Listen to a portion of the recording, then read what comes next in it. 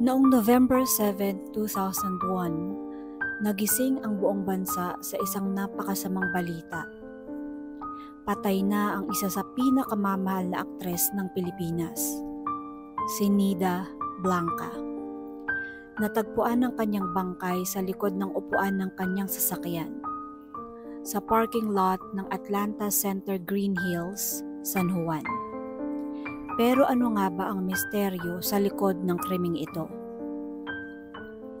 Si Dorothy Ginto Jones, ang tunay na pangalan ni Nida Blanca, ay ipinanganak noong January 6, 1936 sa Gapan, Nueva Ecija. Anak siya ng isang Pilipina at isang Amerikanong sundalo. Umunlad siya sa showbiz mula teenager pa lamang at naging movie queen sa maraming dekada. Si Nida Blanca ay natagpuan na may 13 stab wounds, kasama na ang isang tama sa lalamunan, at ito ang itinuturing na tumapos ng kanyang buhay. Nakita ring may bali ang ilan niyang tadyang at may sugat siya sa kanyang mata. Wala ring nakitang senyales na nanlaban si Nida Blanca, kaya marami ang nagtatanong kung sa ibang lugar siya pinaslang at dinala lamang sa Atlanta Center matapos siyang patayin. Ang pangunahing suspects ay ang kanyang asawa na si Rod Strunk dahil sa alitan sa mana.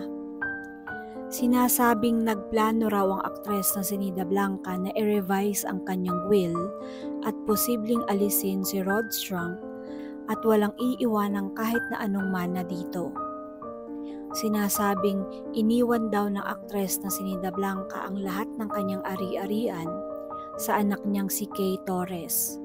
Kaya naging sanhi ito ng galit at puot ni Rod Strunk laban sa kanyang asawang si Nida Blanca.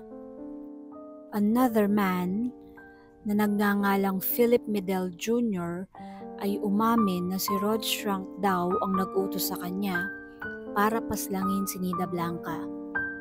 Pero kalaunan ay inurong ni Philip Medel ang kanyang testimonya at sinabi niyang pinilit lamang siyang umamin sa krimen.